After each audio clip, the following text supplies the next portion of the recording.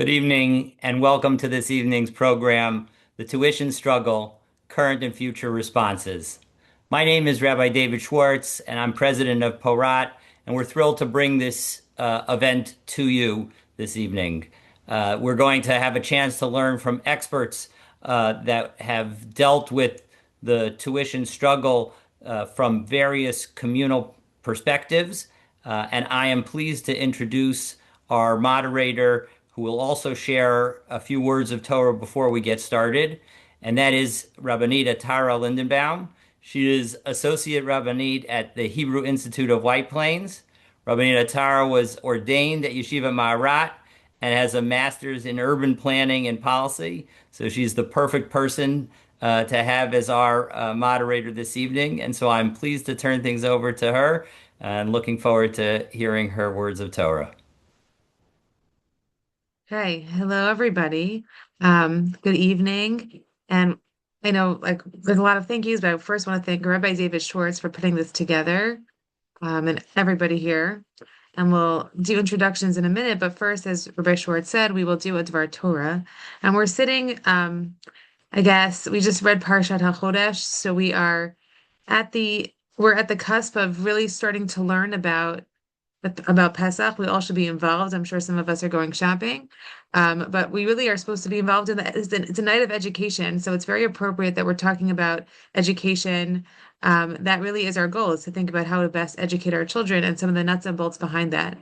And one of the things that we do in Jewish education, one of the reasons why it's so expensive, is because we give it over to other people to do. And so in that light, I wanted to explore a question which is actually coming up a lot um, now, as of the education that happens at the Pesach Seder. We know that we are commanded on Pesach to teach our children. The Torah is fairly explicit that you, as a father or as a parent, have to educate your child on this night. And it seems like it has to be you. And so nowadays, especially with there are a lot of Jews who are at war, unfortunately, who cannot be in contact and be separated from their children the night of the Seder when they would have otherwise wanted to be together to them because of the unfortunate circumstances around us.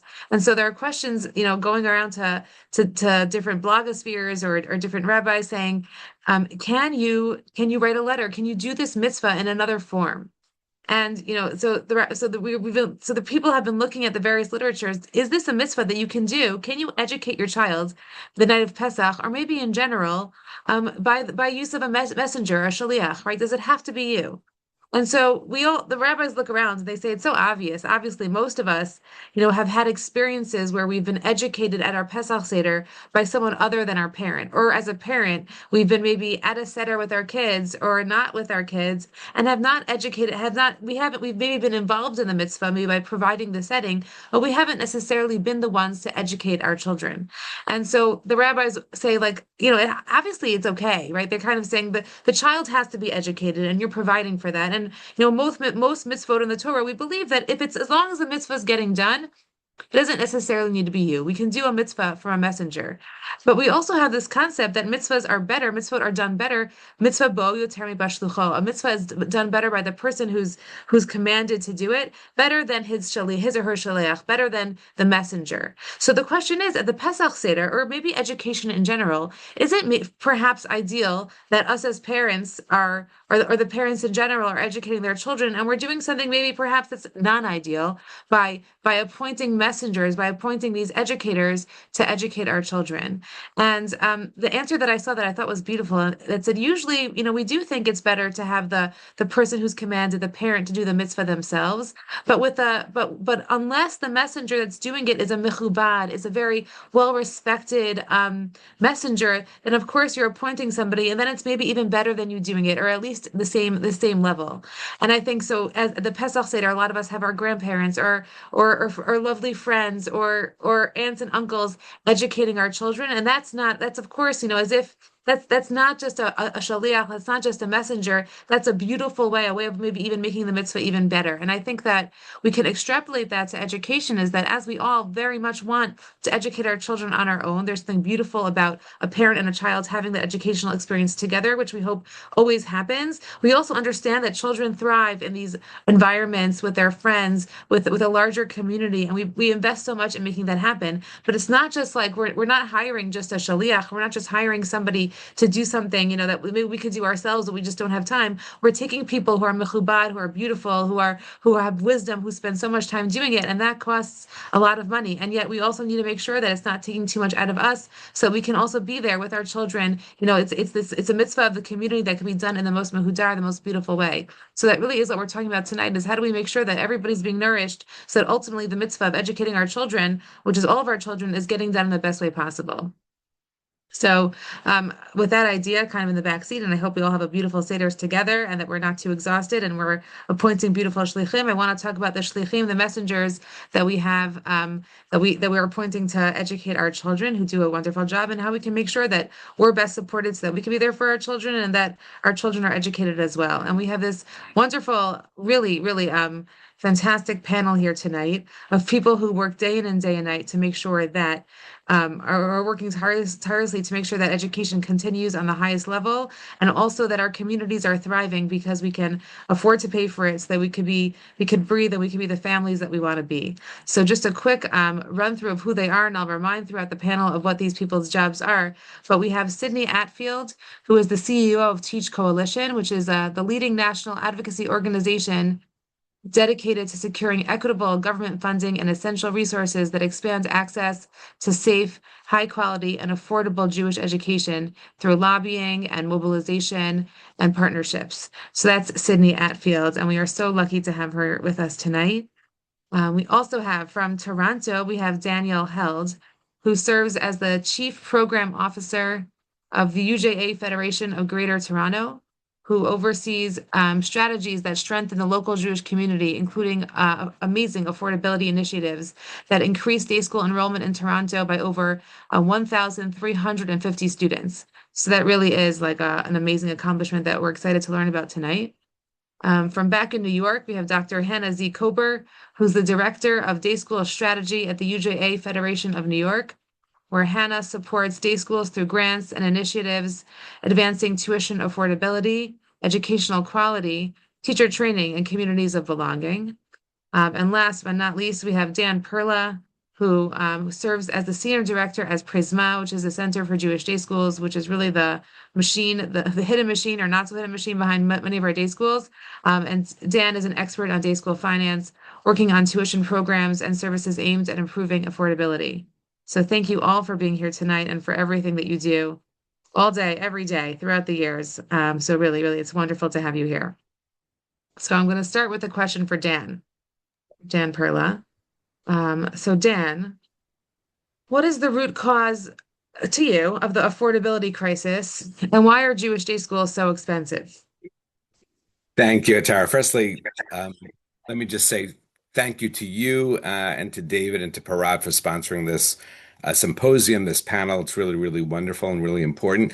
The other thing I just want to acknowledge my fellow co-panelists who are both friends and colleagues who I've worked so closely with, and it's such a delight. As soon as I saw who was participating, I was just really, really thrilled to do this.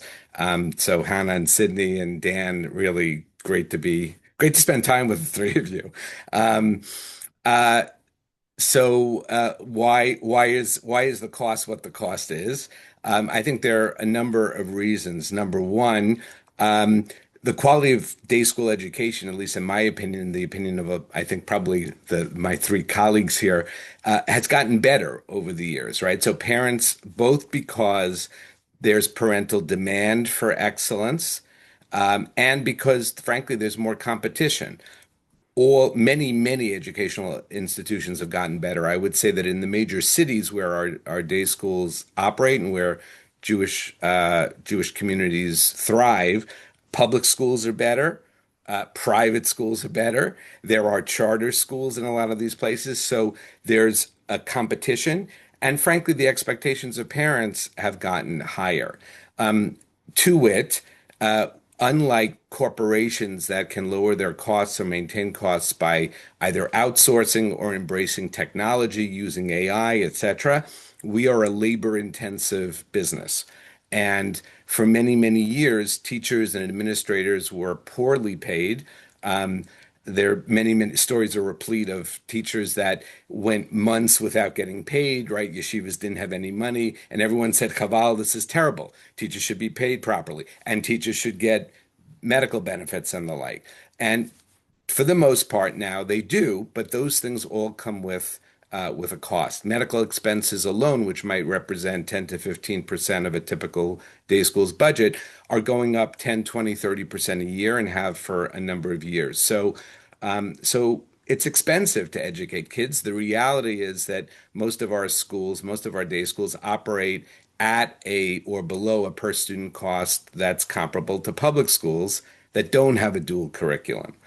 But right, but most if you go to public school, you don't see that hit that cost, and it's provided by the government. So I would say that's one of the reasons. The second thing that I'll highlight, and again, there are going to be many reasons here, but the second thing that I'll highlight is the cost of education has gone up at a faster rate than wages have gone up, right? There's been, at least in the United States, Dan could probably speak to Canada and Toronto a little bit, but I think it's similar there. There's been very little wage growth for the last 15 or 20 years. And day schools, again, because of healthcare costs and parental and competitive conditions and the like, a desire for higher quality, most day school tuitions have gone up 3 to 5% a year, at a time when wages have gone up at a fraction of that rate. And so that gap, if you model that out over 15 or 20 years, that creates an affordability gap most acutely felt by middle income families who 15, 20 years ago might have been able to be full pay tuition payers, but now find themselves needing tuition assistance. So I'll stop there, but I think those are two of the key reasons. Okay. Okay, thank you, Daniel. Now we're going to our next Daniel, and I think Dan Perla did address, we have quality and the fact that, we're outpacing our wages. But I guess Daniel held, can you also address the fact that the costs are going up and up of day schools, and what, from your perspective, what sits behind this? And also, you've been involved in some solutions, so kind of, put us in the next direction. What could we do about that? I'm going to riff off of what Dan Perla shared, but I just want to say a couple of words of introduction first. Firstly, thank you to Porat. Like, highlighting this issue and having it at the top of minds of our community is critical, always, but especially now. The cost of day school education is one of the challenges we face around the cost of Jewish living. In the sort of green room beforehand, I share that I just got back from the supermarket.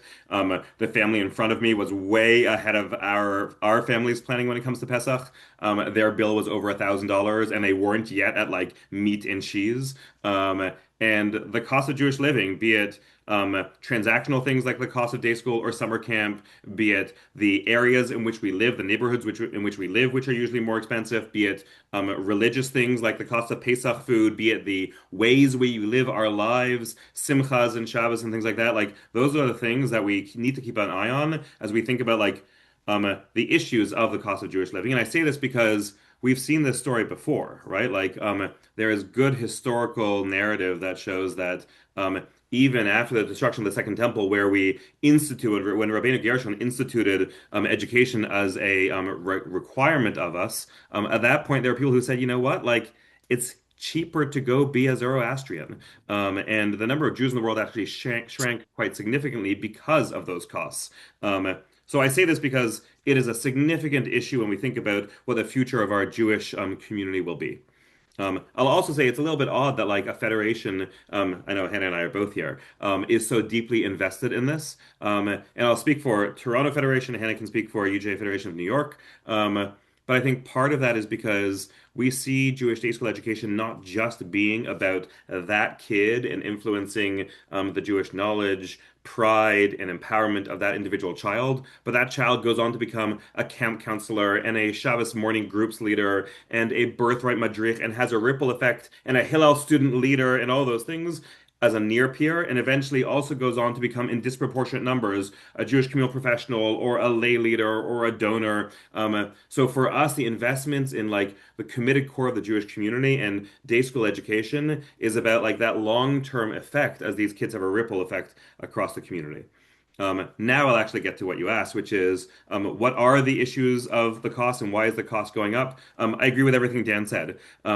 We're seeing increase in the cost to educate between 3 and 5%. I would say that pre 2007, 2008, we were seeing increases of 5 to 7% a year. So there has been mitigation in the last few years, but the increase in the cost to educate continues to outpace increases in CPI, household income. And that is really what is making the affordability challenge and the sustainability challenge for our schools.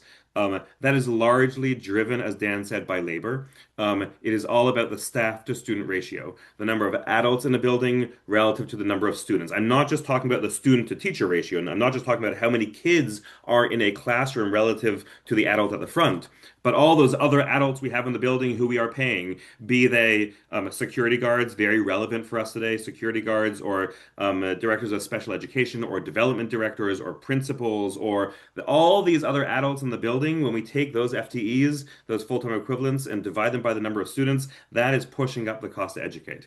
Um, and as Dan said, education is and probably should be a human-centered business. Um, I can't remember who wrote this article, and I'm sorry for not citing it properly. But Balmo's law is a notion that there are certain industries. Dan's smiling, and he'll get it. He'll tell us who it is. Balmo's law is a theory that in certain industries they are very human-centric, and we can't find technologies to make them more efficient, like we found over the years in car manufacturing. The example that Balmo gives is the hairdresser, right? Like you still need someone to cut your hair. And even though we had at one point that vacuum hair cutter, which none of us used for good reason, we still need and want teachers teaching our kids who can give that love and attention and personalization. And therefore, it will always be a very human-driven business. But as we think about the staff to student ratio, that is driving up the cost. But I want to say one more important piece here, and this will lead into the conversation as we move forward about what we can actually do, which is there are three really important numbers. And this is our theory of pricing. The first is cost, right? Which is the total cost of operating the business divided by the number of students. What is the cost to educate one little kid, right? And we need to think about the cost to educate. The second number is tuition, which is what is the full sticker price. Our theory of pricing here in Toronto is that we should set tuition at the cost to educate, which means that the full payer should be paying what it costs for their little kid to be educated. The third number, which is important, is price. And we should ensure that there are generous and easy to access scholarships for anyone who needs them. And we'll come to what that means. And that means that price gets differentiated based on one's ability to pay. And we should have those scholarships available so that those who can't afford full tuition, which is set at the cost to educate, have generous and easy to access scholarships available to them. And it's those three numbers that make up our theory of pricing, trying to mitigate the increase in the cost to educate. Dan Perla said that he's right. Currently, in most cases, the cost to educate is going up by 3 to 5% a year. We've set a criteria that to be eligible for a distribution from our endowment, schools cannot increase their cost to educate by more than CPI, by more than inflation on a three-year rolling basis. So one is keeping costs and the increase in costs down. The second is setting tuition at the cost to educate. And the third is ensuring that we can have generous and easy to access scholarships available for those who need to have a different price. Okay. Thank you, Dan. And I guess go back to Dan Perla, just to kind of continue this part of the conversation. But for Dan Perla, so besides money, because we've been focusing on that, what other considerations impact the value proposition of a Jewish day school? Great question. Thank you, Atara. So it's interesting when I go to schools and I talk to boards, often as part of a strategic planning process and not DAFCA conversation around tuition. I love to do this exercise where I ask the board or the people in the strategic planning committee what sort of like if they could cite one thing that they love the most about their school, what is it, right? Because that sort of gives you an insight.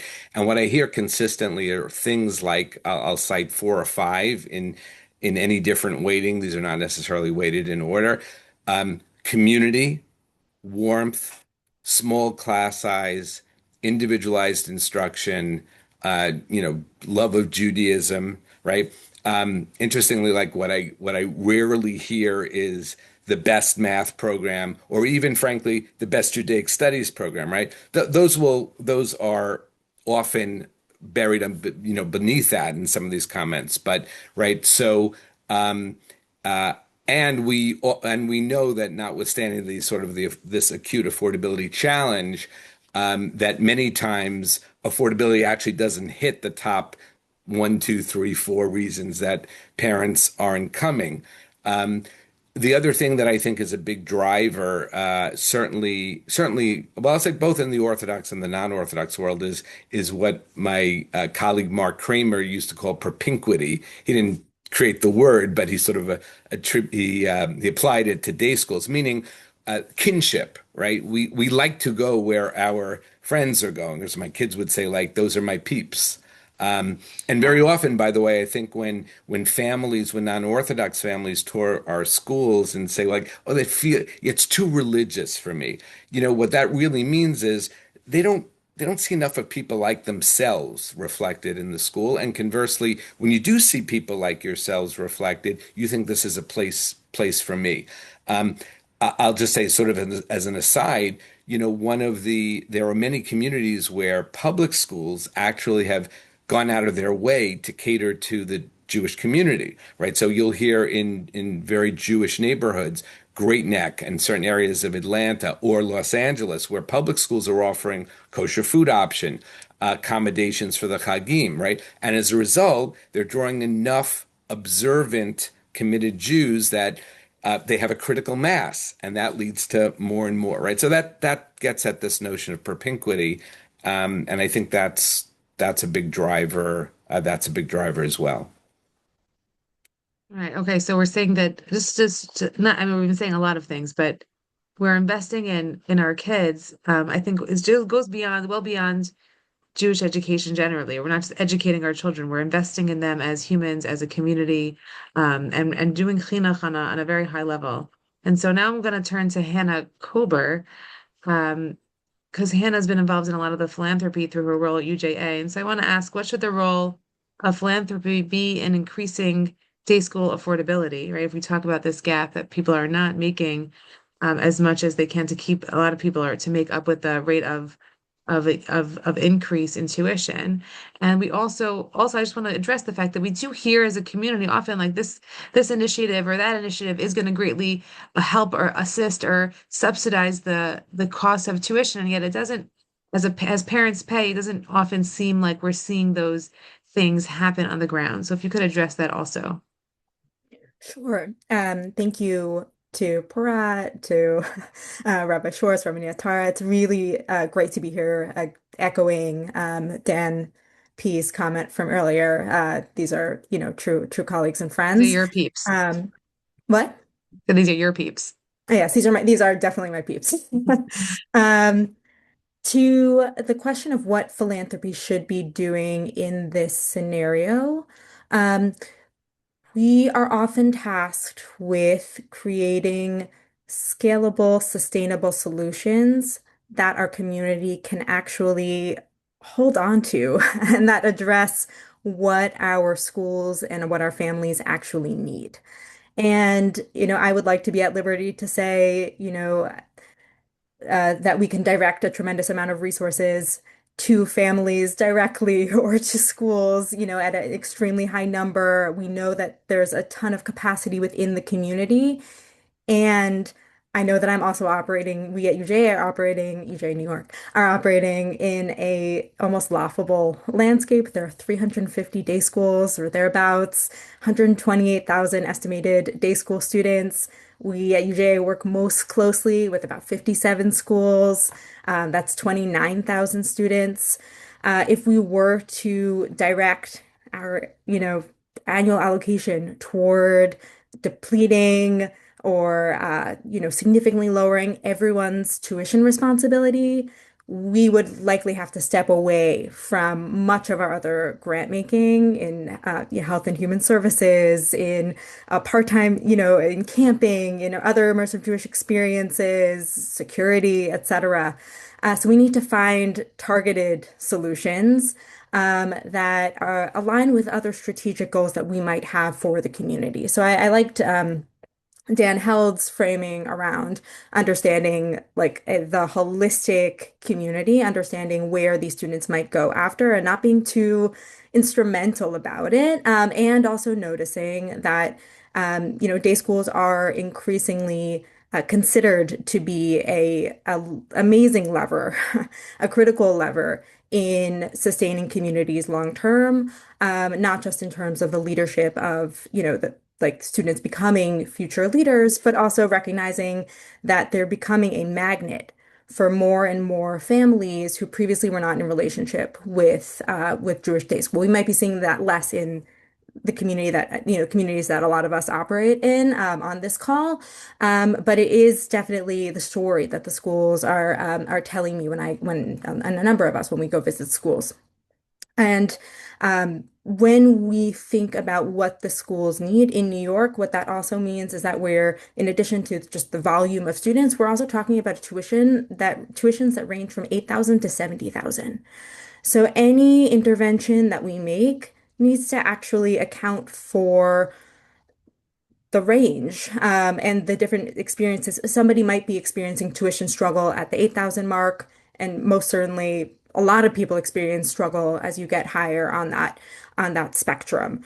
And when we think about what our community is hoping for when they think about day school in this particular community that I know we're speaking in right now, there's on the spectrum from public day school as a public good versus day school as a luxury good. We're really squarely in the middle. Day school is seen as something that all students should be able to access at a high level. And also, it should be a kind of education that's legible to higher education, that should be legible to professions across sectors, that should be open doors to high level Torah learning for people of all genders, right?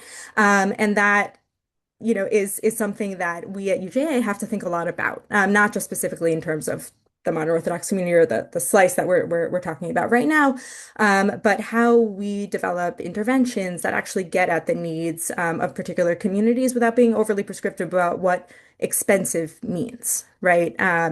That means targeted support, and we'll talk about this a little bit more later, but targeted support, let's say, for first-time day school families has been a new area for us, targeted support for Jewish communal professionals, because we can't necessarily just dive right in and say any family can apply for a scholarship for us without us actually having long-term resources set up to be able to support the community in the way that we truly want to.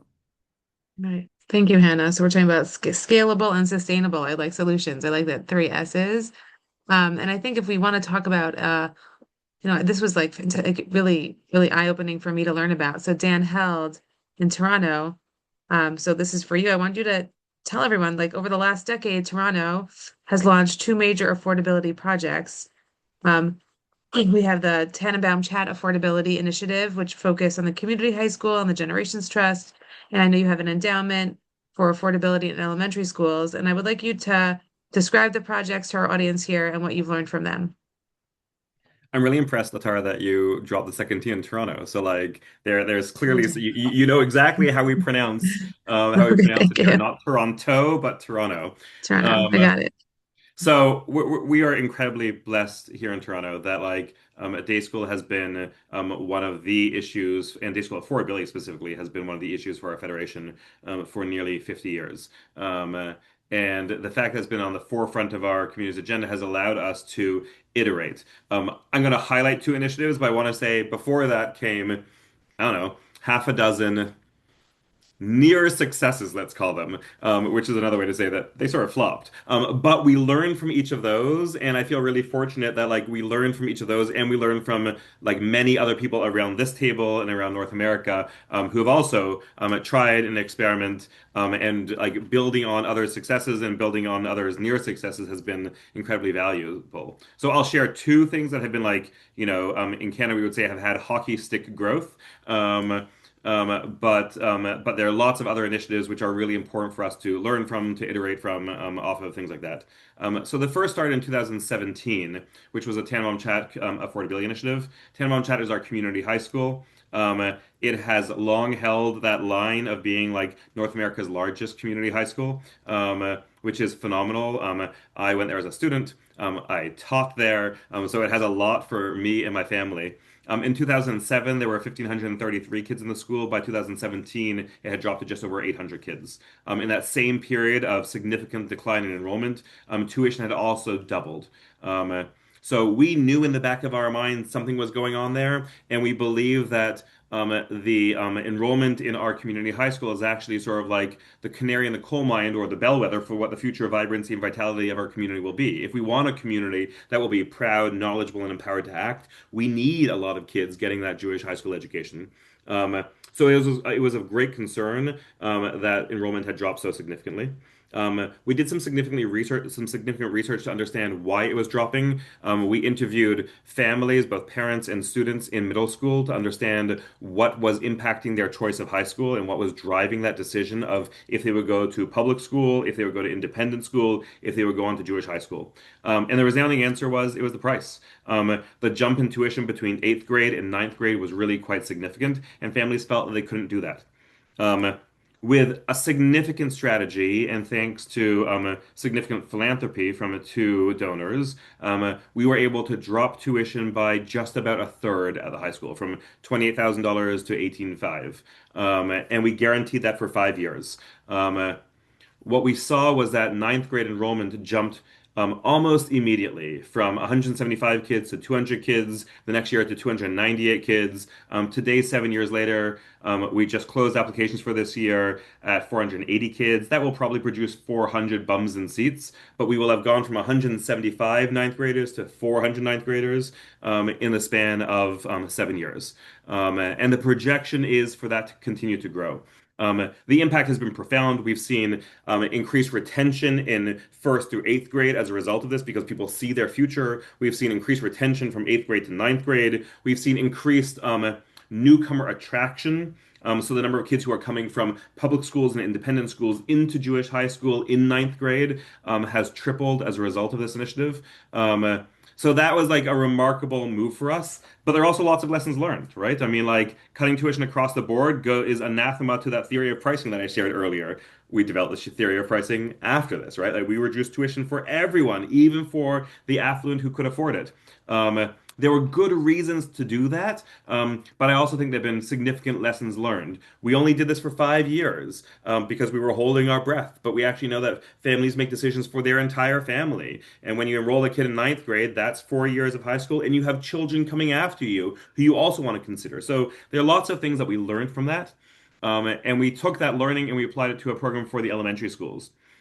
So 2 years after we started seeing this hockey stick growth in our high school, a group of philanthropists came to us and said, "Great, you did this for the high school. What's your plan for the elementary schools?"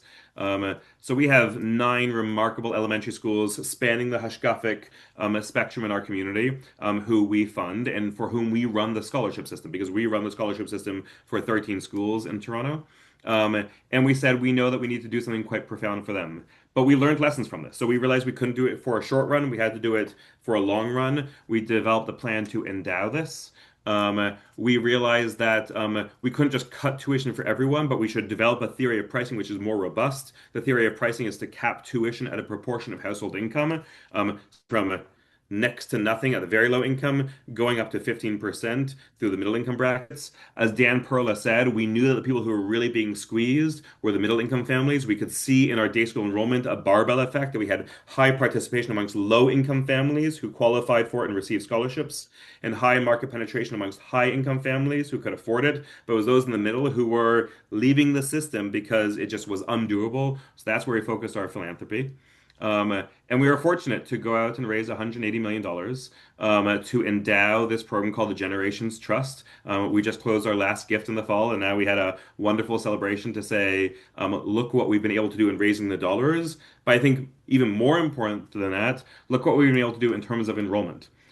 Enrollment in our Orthodox schools is stable, and we couldn't expect that to grow because we assume full market penetration in the Orthodox community. But enrollment in our non-Orthodox schools has grown by 18%, and that's been just remarkable. It has really been driven by kindergarten enrollment, which has grown significantly to the place where we're like, we just don't have enough space right now. We are spending our time right now trying to find enough classrooms to be able to place the kids who are applying.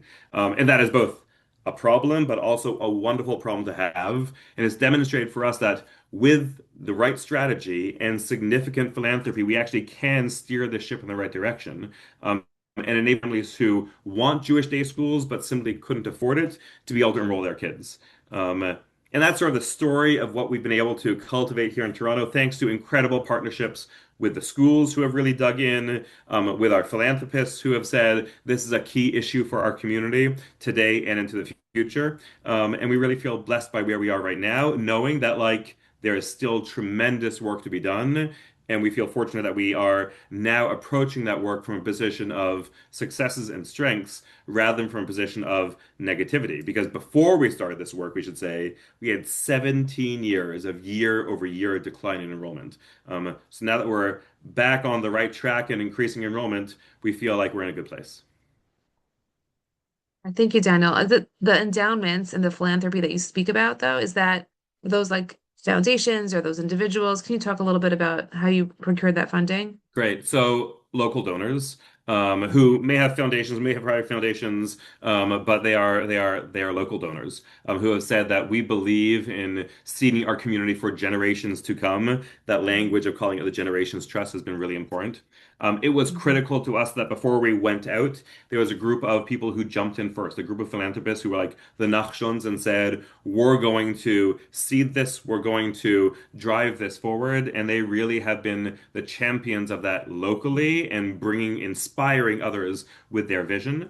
And we feel fortunate that we've been able to share that story with others. But that was a critical element for us. First, that we had the first experiment, the first big scale experiment at Tannenbaum Chat, that drove success and demonstrated that we can actually move the needle. And then a group of philanthropists who said, we're in and we're going to be the first ones to help us move this ball forward. And it was a big bet, right? Like it took those folks to make a really big bet, and say, we're going to be all in and move this ball forward.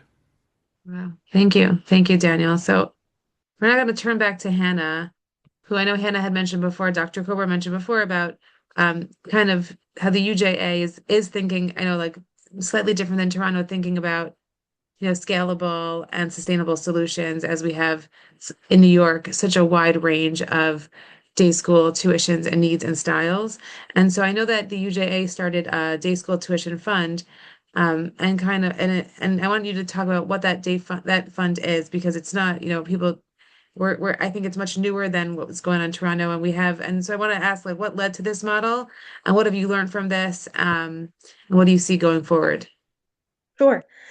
So I'll say that first of all, right now, as we're having this conversation, a number of our colleagues are convened in San Diego talking about, a number at the Jewish Funders Network talking about a number of issues related to Jewish philanthropy. There's a new affinity group that's taking place for the first time. A number of us are having FOMO, and focus on day school funding. So the momentum in the community is tremendous right now for funding day school. It shouldn't have been a huge surprise for everyone that day schools are, worth that kind of attention. And at the same time, that's what's undergirding a lot of the work that we're doing here in New York and elsewhere across North America. So it's nice to really situate us in that excitement.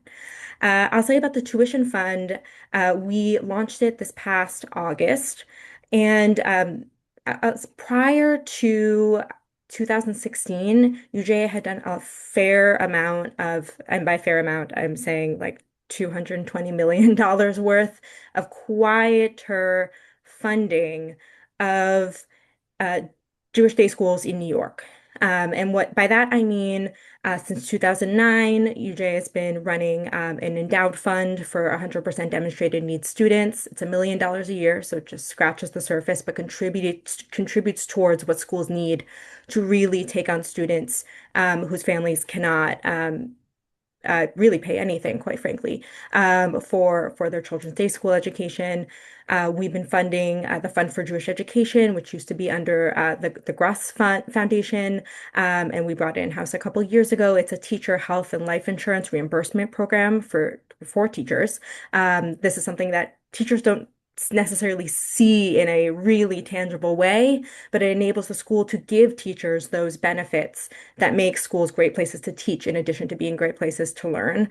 In addition to some other, key funding areas in, let's say, Israel education, in advocacy, we work very closely with Sydney at Teach, and then in 2016, through the leadership of our CEO Eric Goldstein, there was a lot of advocacy toward building endowments at our schools. UJ was instrumental in raising $81 million in matching funds to help 18 schools build endowments across New York. What that enabled those schools to do was weather difficult, unprecedented financial circumstances. COVID wasn't that long ago.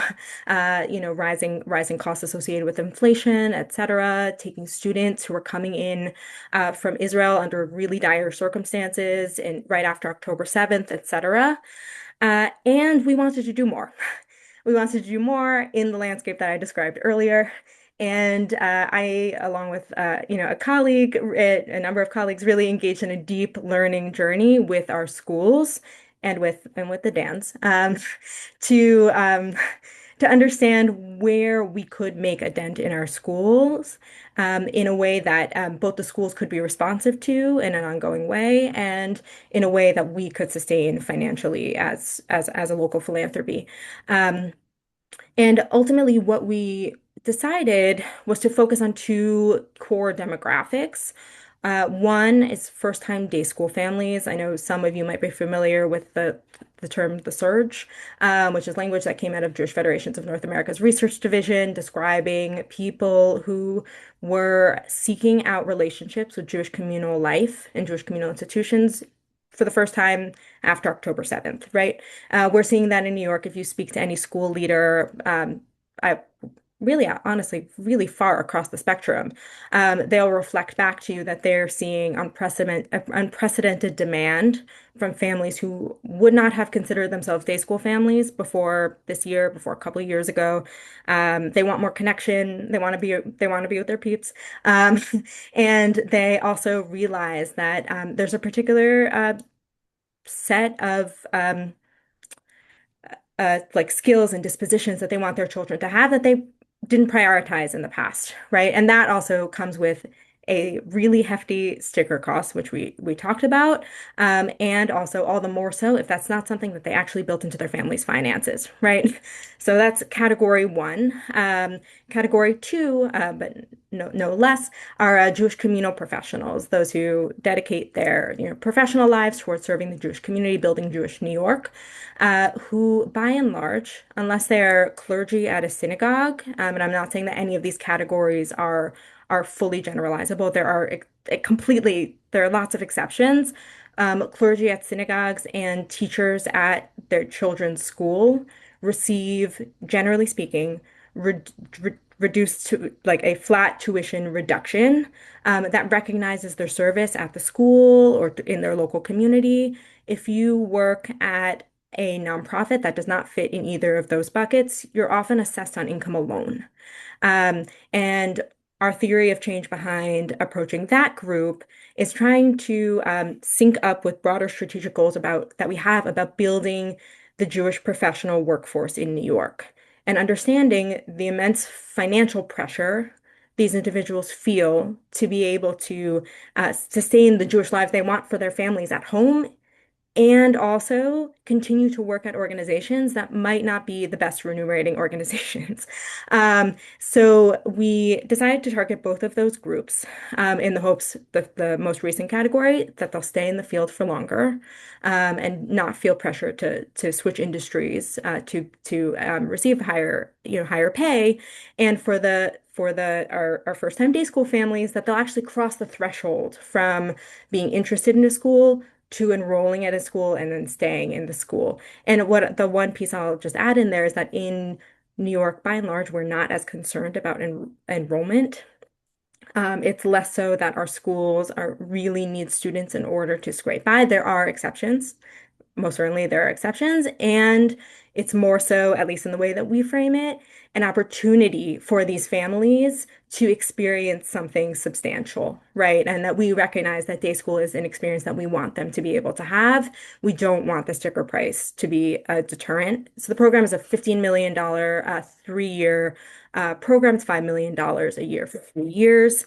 It came from our allocation actually.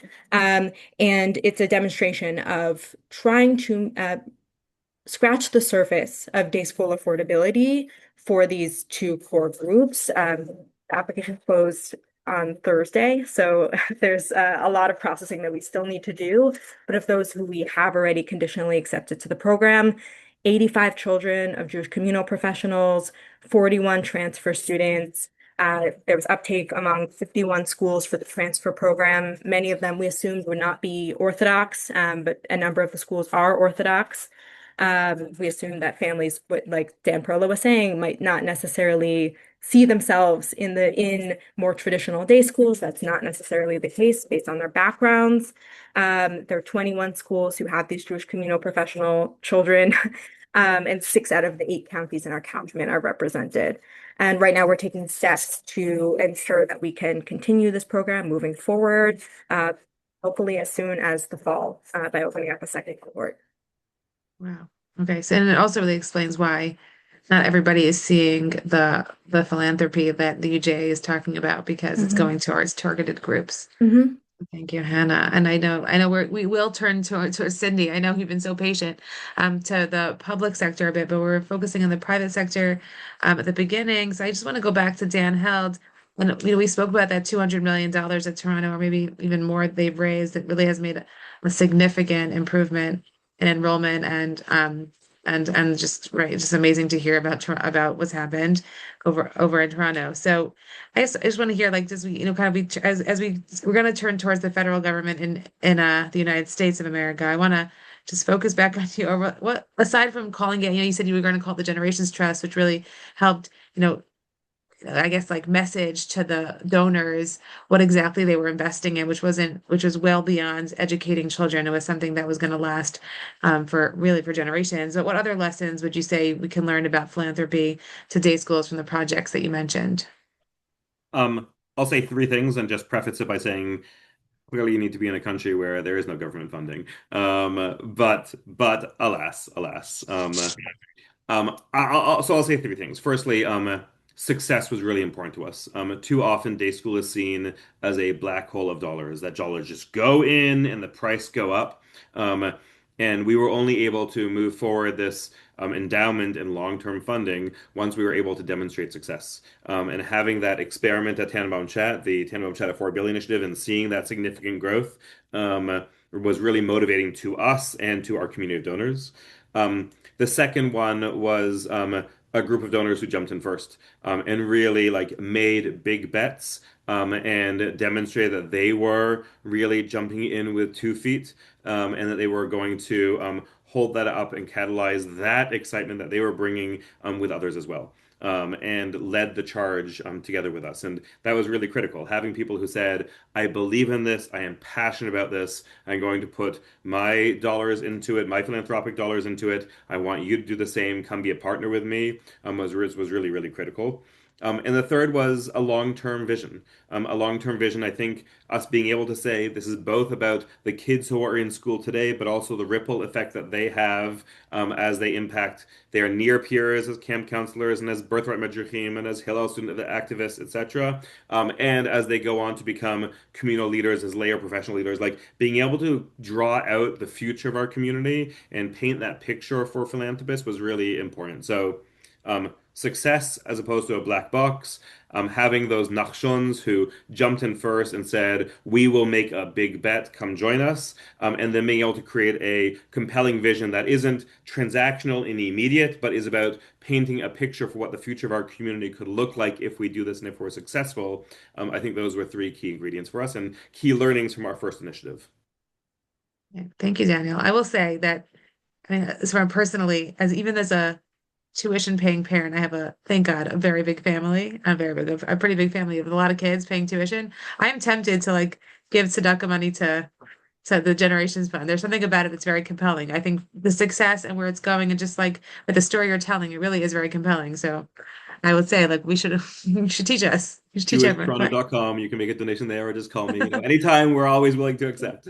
And Right. your local communities are also really important, and your local day schools are also really important. So No, yeah. no, just saying, like usually day schools are, I'm like, I give you enough of our, tuition paying parents are not always the best donors, but you got me. Your story is very So compelling. So, I would say that's part of the reason why I think our theory of pricing is the full payer should pay the cost to educate for their kid and right. know that, right? Because you should know that you're paying for your child, and you should know there are many others in our community who can't afford it. But Yeah, I think our sense of I'm paying for my kid's tuition, or I'm paying tuition, and therefore that is my tzedakah towards the endeavor of Jewish day school education. Is one of the challenges we have about why we need to mhm, demonstrate the philanthropy that's required for this bigger project. right. Right, but also being able to tell the success that that's been had and the impact it's had on community is inspiring to say, like, I do this is something to just, it's not right. This is a tzedakah worth investing in, looking at more closely, that it's not just about, like kind of, it's not a it's taking us out of the myopic view. So really thank you. So now we're going to turn towards Sydney, which is a very exciting part of this program as well, and kind of, tricky to navigate. So I want to turn from to Sydney and turn from the private sector to the governmental efforts. So Sydney, what can you tell us what's been done on the government funding front to date that could help parents with their tuition struggles? Absolutely. Thank you so much for having all of us, and hi to all of my colleagues on here that I spend many hours and days with. I want to harp on something that Hannah said in her line that you also pointed out: sustainable and scalable solutions, and that's what we see at Teach Coalition as government funding. Teach Coalition started in 2013. It actually started earlier. It started in around 2009 with a group of community leaders in New York saying, what if we asked the government for something? What would happen? And it turned out that they got they didn't get exactly what they asked for, but they got something out of it. And they said, what if we made this into a larger organization, into a larger movement of actually asking and receiving? And so we've come an extremely long way. What started in New York has now scaled to 7 states across the United States. And for those of you that don't know, 90% of education funding for schools comes from the states. So yes, we do a lot of work in the federal government, whether it's security funding or whether it's tax credits, which I know we'll get to. But most of the funding comes from the state budgets. So we have state operations in 7 states, and that's 90% of the Jewish day school population in those 7 states. But we've come an extremely long way, and going back to sustainable and scalable solutions is that we have an incredible ROI. In just, I would say, since 2013, we've already raised $6 billion in government funding for private schools, Jewish day schools, non-public schools, and at a rate very much less than what is needed from the community. In New York alone, it's about a 48 times ROI. So for every dollar that we spend in New York, we give back 48, that 48 times that in government funding for Jewish day schools alone. So we've come a very long way. Before October 7th, I would say we were getting to a point where we were eliminating security lines in people's in schools budgets. I don't think that's I know I don't not that I don't think I know that is not the case now, and we have a lot to tackle in security funding, but in every state that we work in, it looks very different. Politics in every state looks very different. So in Florida, we have universal scholarships, and the money, it's around $8,000 going per child to families. In New York and other blue states, we don't have that. So Teach has been extremely effective in figuring out ways to speak to the legislatures in those states. So in New York, we have STEM funding, where the state is paying for the STEM teachers, the salaries of science, technology, engineering, and math teachers, and now just recently art and music teachers. So hopefully that is, and we know it's starting to alleviate some bottom lines in New York, New Jersey, STEM and security and all these different areas that we work in to alleviate the budgets of schools. And in, I would say in New York, most schools in New York range, their budgets are about 5 to 10% of government funding now. So imagine if there was not an organization growing that number and or even keeping that number. What would happen if 10% of a school's budget was taken away one day? That would not be helpful. So we've come a very long way. We have a very long way to go. But it's very different in every state, and the alleviation of money in parents' pockets is different in Florida than it looks in New York. But in New York, they're investing in STEM education and the quality and the security, and so it looks very different. But we've come a long way, and we have a very long way to go. Thank you. That's very helpful. Thank you, Sydney. And I guess so now to Dan Perla, as we're talking about the One Big Beautiful Bill Scholarship Funds, is that program for private schools? Is it a big deal for Jewish day schools? Like, is that helping them, Dan? I mean, it is potentially a huge deal for Jewish day schools and really a paradigm shift. I'm the only reason I'm even slightly hesitating is we don't know what all the final regulations will look like. So there's a lot that's unknown, but based on what we know and believe to be true, um, this could be, as Sydney mentioned, 5 to 10% of school budgets coming from government funding. As she alluded to, most of that at the state level, right? These are mostly state funds, right? So 5 to 10%, you could, with the federal government now saying, okay, we'll potentially fund nationally, and the formulas that they're suggesting, both the formulas in terms of who would qualify, families earning up to 3 times the median income in their communities, right? Place like Riverdale, where I live, that could be families making $400,000 a year up to that level could qualify. Of course, low income families would qualify too. Um, and so it's enormous. The states that already have state scholarship funds, mostly red states, not exclusively, but mostly red states, they'd be in the enviable position of having both state funds in most cases and federal funds. So this could really, really, really be a game changer. And again, the reason I mentioned that 3 times level is that you've heard a number of us talk about the middle income affordability, right? Dan sort of said it directly that low income families tend to qualify for serious amounts of money. Not that it's easy for the schools to provide that, and the work, of course, that Teach and UJA are doing is critical to providing those funds, but there's this massive group right in the middle, and many of those families under this federal program could potentially qualify for those funds as well. And if I may So add, I think one of the biggest things that we don't know the exact numbers of what this is going to look like Dan said, but what we do know is what doesn't work in certain states. So tax credit scholarships is probably something that New York would never see on a state level. It's something that New Jersey would probably never see on a state level. So while we don't know what the numbers are, this is something that actually is probably never would have happened in the first place or never could happen down the road in these blue states. So it is not just a game changer for everyone, but it is an extreme transformational government leverage and program that states like New York, New Jersey, California would have never even thought possible in the near or immediate future. Right. Great point. Can you clarify though? So this One Big Beautiful Bill, does that mean that individual families are applying for funds, not necessarily through the schools? It's coming through like how is that Well, going to help? I'll say a word about it, and Sydney may want to add Yeah. too. We don't, again, with the caveat that we don't have the final rules and regulations, though we suspect they'll be coming within the next weeks and months. Um, the states have to opt in, so it's an opt-in program. And I can tell you that our partners at UJA Federation of New York and Teach and other places are working hard, particularly on blue states, to really lobby those state governments and the governors in particular to opt in.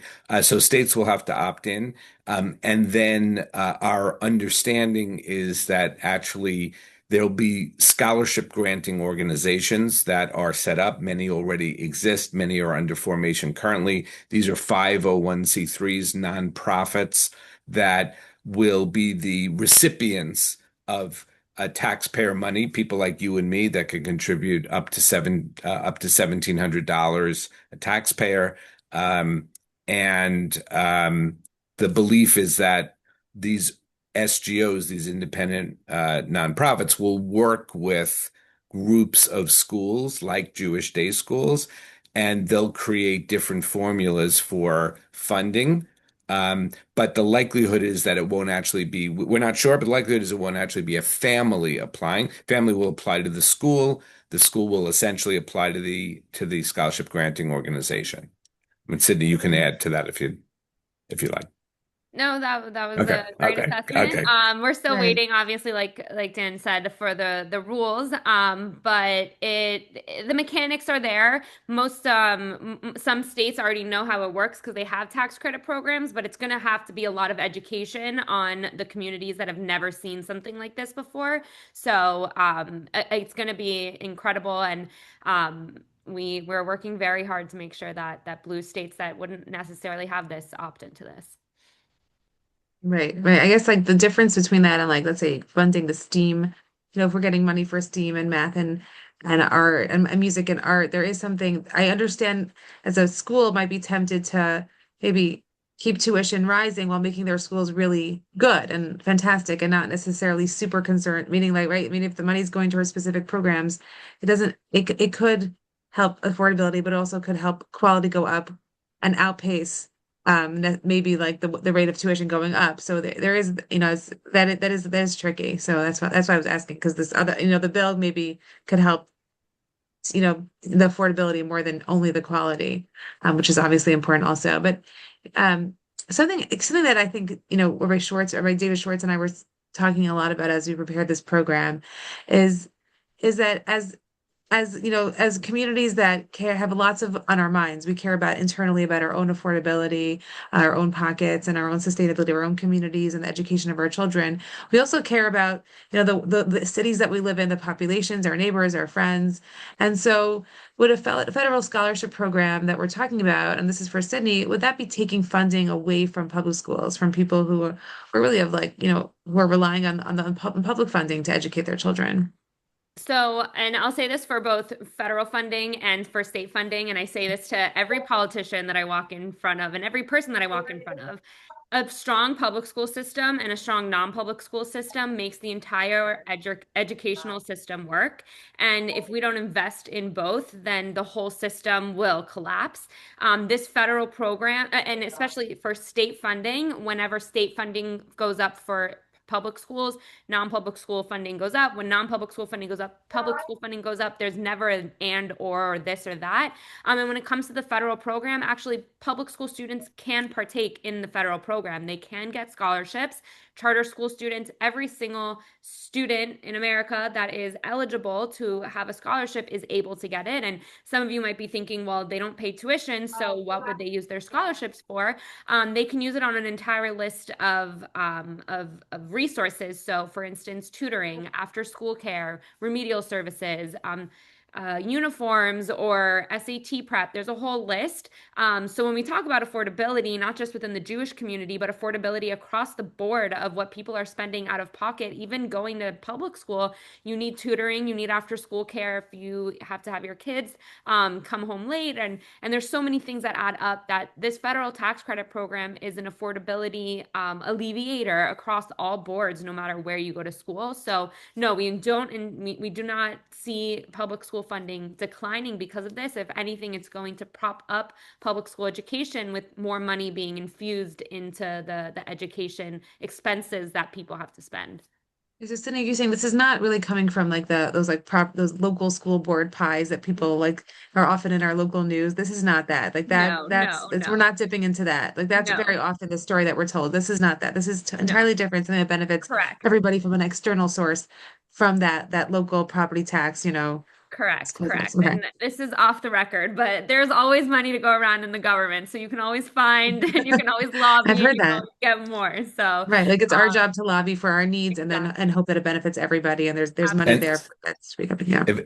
if I could just add, one of the reasons that Sydney and I and others believe that a lot of blue state governors will opt into this is that at the end of the day, they'll not just be hurting private school students, they'll be hurting public school students, and other states will opt in. Certainly, many of the red states will opt in. And money, if I'm a New York taxpayer and New York doesn't opt in, rather, I'm a federal taxpayer, a citizen of, denizen of New York. But if New York doesn't opt in, I'll give my $1,700 to New Jersey or to Texas, right? I'll fund another school because it's not costing me anything, and the money will go to another state. So there's a compelling reason, I think, for Democratic governors to opt into this. We'll see if they do, whether they do or don't. Some have already, by the way. Right. No, it's really important. I think the script is often flipped to tell a story that like kind of people want us to believe, and this story is really not. It's not reflecting reality. Correct. Correct. Thank you. Okay. Thank you. So now I have a question for Hannah, which is how would you recommend that family schools and funders respond to the new tax credit program? Like, should it happen? And also, how will this program implicate philanthropic investment in school fundraising and financial aid? Sure. So when it comes to funders, a number of us who are in the funding space are mobilizing to make sure our schools and families are well served. That might mean making sure that our local community has, or local communal schools have an SGO, a scholarship granting organization. We're going to say that a number of times until you guys get it. An SGO available to make sure that that families in our area can apply to these scholarship granting organizations and that our local schools can benefit. What that also means is that those of us who are sort of on the balcony and trying to understand what's going on in our local communities, there might be opportunities for match funding to make sure that our schools are not experiencing an imbalance associated with imbalances in donations to the tax credit program, right? So there might be a school whose donors are super activated around the program, and a school whose or families who are donating their tax credits are not super activated, right? So I think that there's a component that I'm sure will come up around donor or has come up a little bit around donor education, making sure that people know where to send how to process their tax credits, and also how to, make sure we as a community are upholding the landscape that we're operating in, and that families, aren't making forced choices, if they are really dependent on that kind of support to go to a school that is super well recognized, when it comes to this particular issue. When it comes to the schools, I don't know if there are schools on the call, but a number of us are in relationship with the schools. School leaders should make every effort to learn about the program. There will be a lot for us to learn, especially over the summer when, God willing, the guidelines come out from the IRS. And there also is some communal learning that's already going on between schools. I know that a number of communal organizations, including those represented here, Prisma, Teach, have been offering opportunities for, and NICEASE, the New York Independent School Association, have been offering educational opportunities for schools to understand how this could work for them. But there also is communal learning that we can do, because there are states, as have been mentioned, who already have tax credit programs, and schools who, really talented school professionals who've been processing, who have been working with families with scholarship granting organizations through the programs they already have, and who also can offer some words of caution about how to transition from being a fully private funded model, or not fully because of the wonderful, state state funds that come in, but from being a largely private funded model to being one where there are multiple streams of donations, as is in the ECCA tax credit program. So, for instance, if a school, there are lots of stories from, let's say, Pennsylvania and from Illinois when they had that program, of schools who have donors approaching them saying, donors are approaching the director of advancement saying, I'm donating my tax credits. I think I'm all good. And the school needing to really hold their ground, saying, really stability is what matters here, right? Your gift to the school is not the same as your tax credit. We really want to make sure that, you're continually engaged in our school. We want to make sure that schools are financially solvent, especially if the program does not continue. Um, that means that, any changes that a school might make, right? If we were talking earlier about the 5 to 10% of your budget, imagine that 20% of your budget, or just as an example, were represented by federal tax credit dollars, right? If that got pulled out from under you, how are you making sure that you are not in trouble, right? As an institution that's serving the community, how are you making sure that your families understand, what's needed, and the sort of the broader donor community understands what's needed to sustain the school. And that also means that, schools shouldn't really be jacking up tuition substantially, like we said earlier. And at the same time, it can be an opportunity for schools who have artificially low tuition, and by that, I mean there's particularly, at schools, I'm thinking of a number in Queens and Long Island who have worked really hard to not raise their tuition. The cost to educate a child in New York City public schools is about $36,000. These schools are charging 11, right? So there's an opportunity for those schools to try to sort of right size things a little bit without hurting families.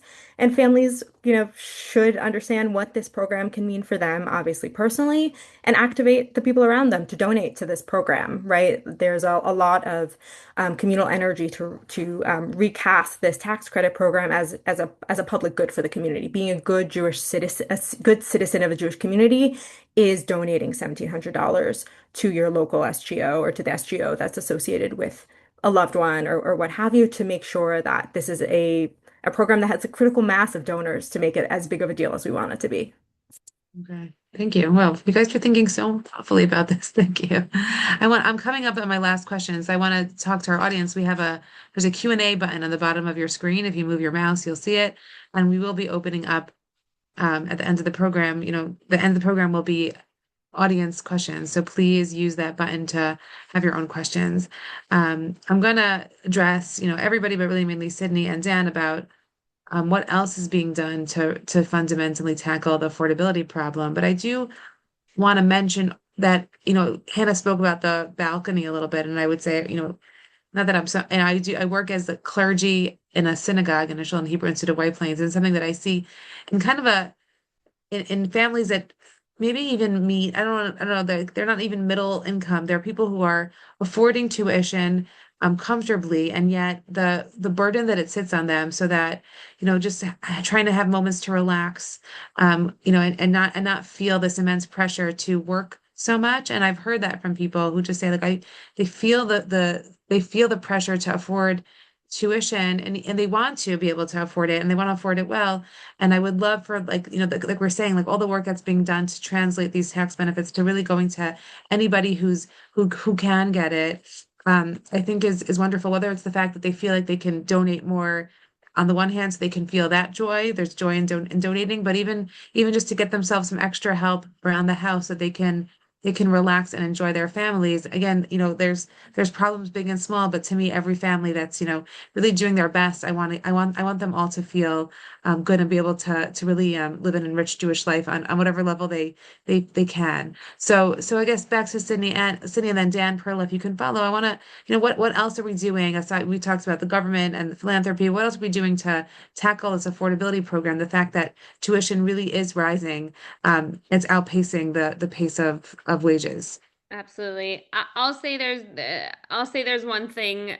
There's so much going on in this conversation of government funding of philanthropy, and I bet there's a lot of people sitting on here saying, you know, I don't have millions of dollars to give. Like, what can I do if I'm not the donor that's going to be, you know, supporting these institutions and these incredible programs, and Teach harnesses the momentum of communities to be able to do something about it, whether that's sending a letter to your politician through action alerts, or whether that's picking up the phone and making a phone call, coming with us to our mission days, or you know, just being engaged in voting in your local elections. Politicians listen and look at communities that show up in big numbers, and then they want to help those communities in what they need. So there's so much more that the community can be doing. And then I think in a post October 7th world, what we've also been saying is that we've kind of woken up that the continuity of the Jewish people relies within Jewish education. And we're seeing that more people are wanting to send their kids to Jewish day school. They may not be able to afford it, but they're scraping the bottom of the barrel to be able to do so. And that takes me to my next point. My next point is the way that it looks different in every state. For example, in Florida, they have this incredible tax credit, this incredible scholarship program, but now there's not enough schools to open, and there's zoning laws barring schools from opening. So just literally hot off the press late on last week, Teach Florida passed a bill to be able to change the zoning laws. It's not going to the governor's desk soon, so that more schools can open, so that there is that competition, so that there's over 150,000 kids, not just Jewish kids, but private school kids on a wait list waiting to get into schools. A lot of them are Jewish day school students. So there's so much nuance to this affordability, tackling it. It's opening more schools. It's government funding. It's sending a letter to your politician asking for more security funding. It's donating to these incredible organizations here that are having endowments and are spinning off money to be able to give to families. There's really something for everyone. You don't have to be a millionaire giving out your money. You can write a letter, you can make a phone call, and you can get involved in any of these organizations and really make a difference in that continuity and that Jewish education that we're also wanting to be a part of. Okay. And Dan, thank you. Dan, do you have anything to add? Sure. First, I want to say, since Sydney referenced Florida, given the winter that we had in New York and the kind of weather that Dan gets in Toronto, I think we're all going to be heading to Florida, certainly in the fall for sure. But seriously, I'll mention a couple of things. So number one, I'll say just as sort of principle, having been engaged in this day school finance and affordability work for a long time, one of the principles is all the things we're talking about are ands, not ors, right? So as transformational as federal funding we hope will be, and it will, God willing, it's an and. So Dan in Toronto and has done incredible work and built this massive endowment toward affordability. Endowment is an and fundraising is an and.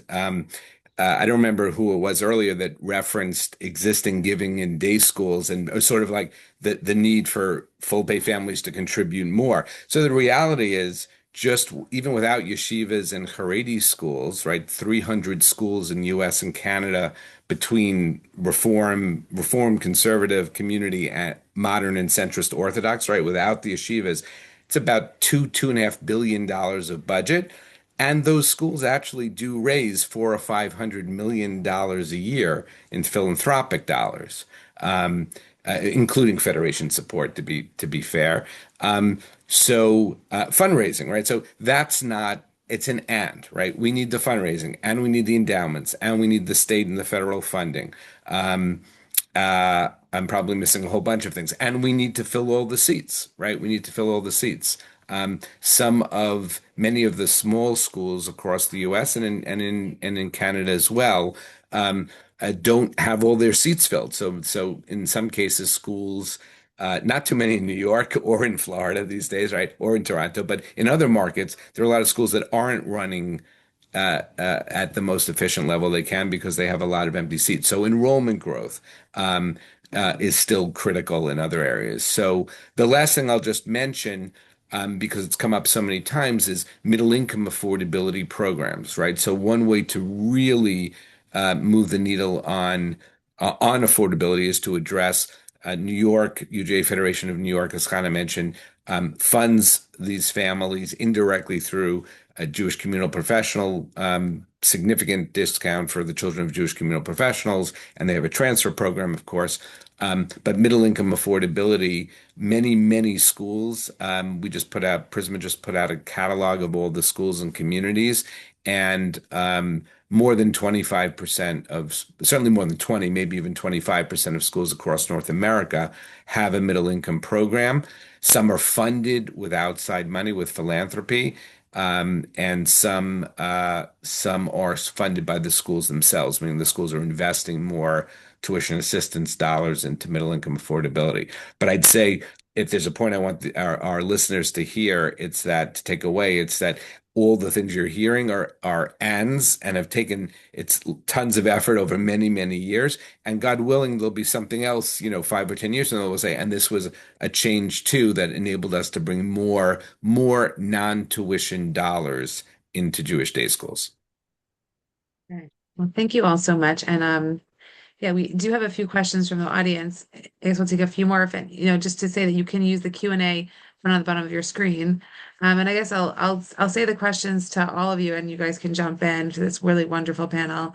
But the first question I want to propose to you from the audience is that we do see the cost of tuition going up, and it doesn't seem necessarily to be felt by our amazing Jewish educators. And so, how do we make sure that the Jewish educators have a similar, somewhat similar standard of living to the people that they serve? Hannah? I can chime in here. Thanks for the question, Donnie. We think a lot about how to link any additional any incentives we have for schools with a broader goal to support the staff of the schools. So when I'll say there are folks in the field who are thinking about this really differently, and I can name them in a second, but I'll say that for the tuition fund, which we just mentioned, it offers a significant benefit to schools who can participate. The only schools who can participate are those who pay their teachers enough to in wages and in benefits to not necessarily enough to live as well as we would want them to where they are. And also, we recognize that it's a substantial contribution on the part of the school to be able to sustain teachers in a way that really matters. And we have made that a requirement to access our program, right? So schools who do not pay their teachers a living wage or don't offer medical benefits to their teachers don't have access to the program. And that's one way that we've been able to really shift the spotlight in the field to schools who actually are offering those benefits, which isn't to say that those schools are necessarily paying as much as we would like them to, right?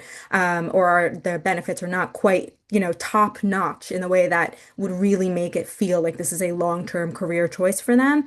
And at the same time, 32 schools called us up asking how they could get into the Fund for Jewish Education, what they needed to know about medical benefits in order to access this other program. So these levers are working, and also it's not a total solution. And I'll say that our colleagues at the Mayberg Foundation, at the JEIC, Jewish Education Innovation Challenge, I believe is what it stands for, among others, have been convening funders and professional leaders around building more substantive perks for teachers, such that they're able to, live the best lives they can and also professionally thrive. Thank you. Anyone else want to? Yeah, I'll say something on the government funding piece, because I think it's important for people to also understand the way in which we write the legislation to benefit the school. So, for example, the STEM reimbursement program that I spoke about in New York, when we wrote the program, we wrote the bill that the teachers has to have a master's or they have to have a teaching certificate. So we have changed the way in which the education is getting stronger as well as the money flowing into the school. So not only do they have to have a master's and or a teaching certificate, but the legislation is written that they have to be paid at they're getting reimbursed in the state at the rate of the public school district that they live in, because we or that they teach in, because we want them to be competitive and to have competitive salaries with the public schools in which that area is in. And then separately, when we had this master's caveat in the legislation, then when we were working with schools to change their hiring practices and change the ways that they were being paid, they said, well, we want to, if we have teachers that don't have masters, how do we enroll them? So we've worked with CUNY, with Toro, Gratz College. We have partnerships that are giving teachers at a significantly reduced rate ability to go and get their masters and have better education, as well as making sure that the quality is continuing to go up. So there's nuances in the federal and the private sector, the state government funding that these organizations are trying to help on all ends. Thank you. Someone asked a question about tuition caps and about how common are they and do they work? So maybe I'll take that.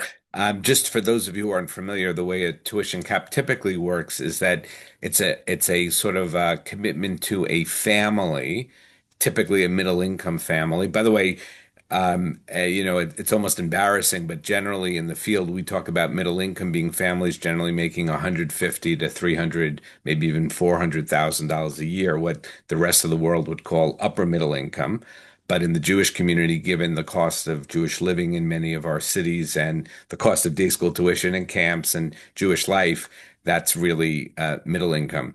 But the way a typical tuition cap works is that you tell a family that they'll never pay more than a certain percentage of their pre-tax income or their adjusted gross income, their AGI. As Dan mentioned earlier, that's around 15%. In some communities, it's 12. In some communities, it's 18, depending on a variety of things, including family size. Um, I'm sorry, Tyler, the question was, how does it work, or are they Tuition effective? caps, yeah.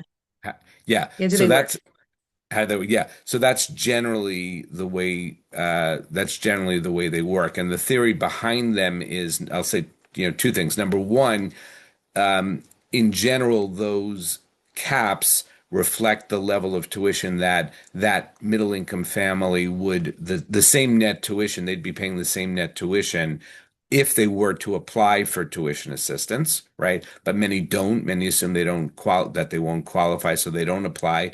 Either they struggle to pay, as sort of Atara alluded to, and they make all sorts of very uncomfortable financial sacrifices to do that, or they don't come, right? If they're in many non-Orthodox families, they're just not coming.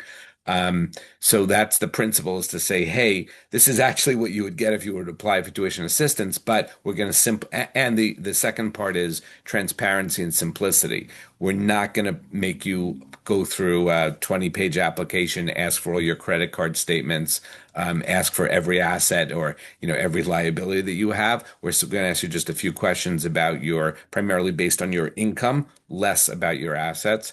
Now, to be fair, right, if you're trying to draw a new family into a day school, and let's just say stereotypically a non-Orthodox family, meaning they're not 100% committed to begin with, and you say, well, we're going to cap your tuition at 15% of your income, for their first child, if they're making, let's say, $200,000 a year, that may not provide a tuition discount for their first child, right? So it doesn't help so much with recruitment of new families. Where it really helps is to say, we want to support you when you have 2 or 3 or 4, all of your kids in day school, and then it's not going to break the bank for you.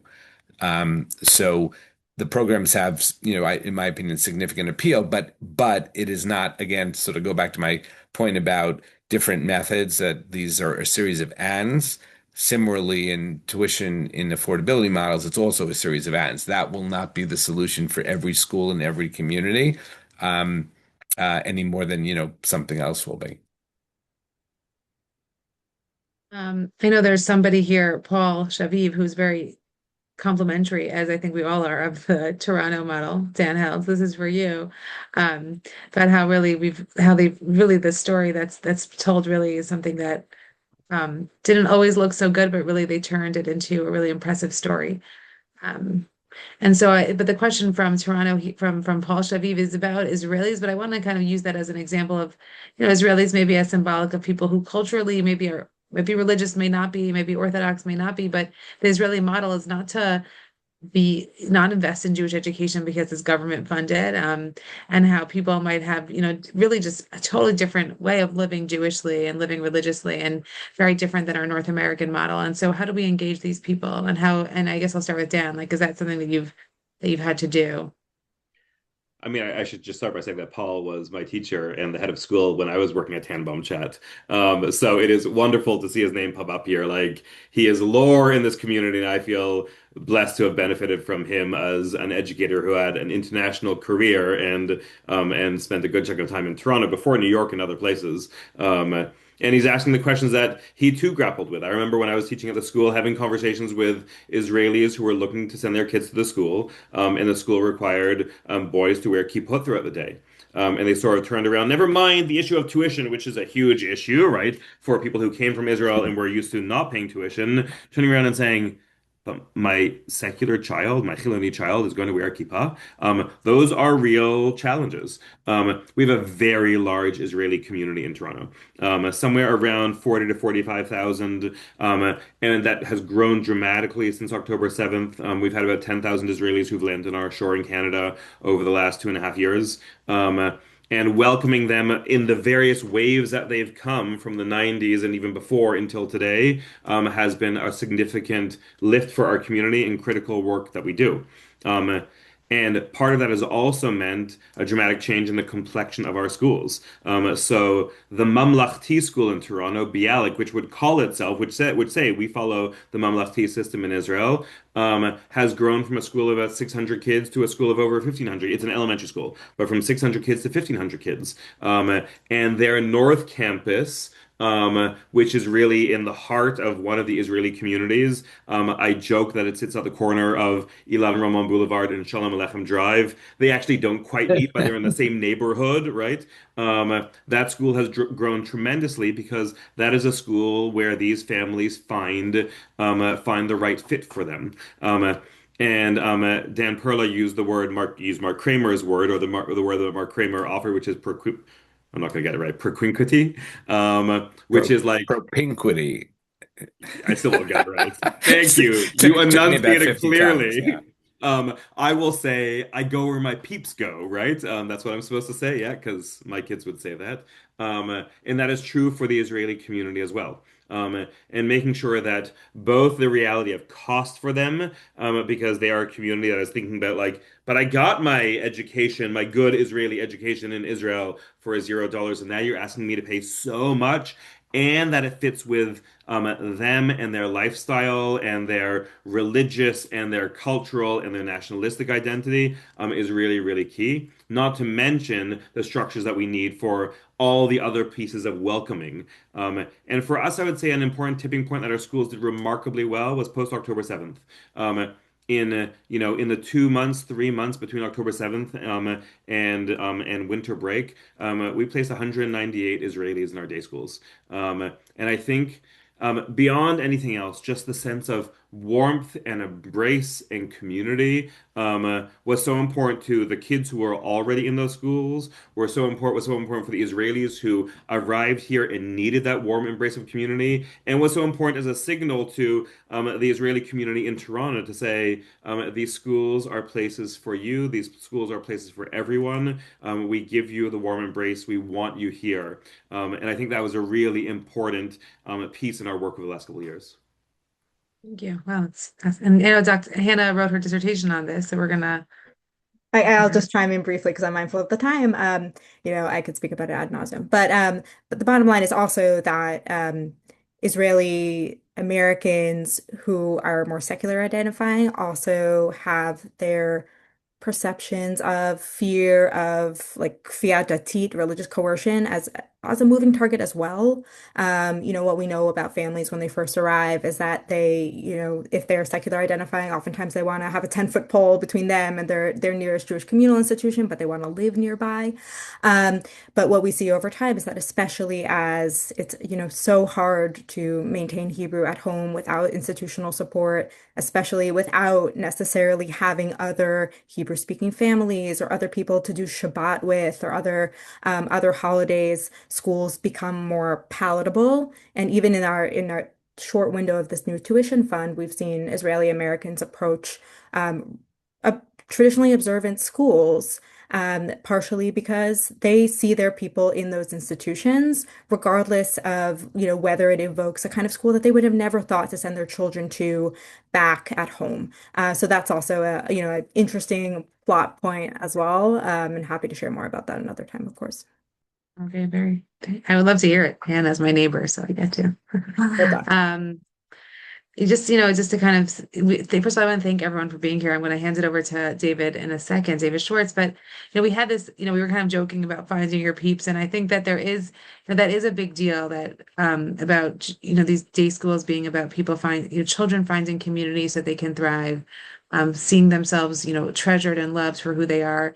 In a very safe emotionally and, like obviously physically, security is a huge part way, and to grow as Jewish individuals and as Jewish intellectuals. But I also want to say that part of what I very much care about as a Jewish professional, and I think all of us do, is expanding what that notion of peoplehood is. It's on the one hand, to go to beyond just the Jewish community that you might find yourself in, whether it's folks who go to public school and go to Hebrew school, or people who are not Jewish in our neighborhoods.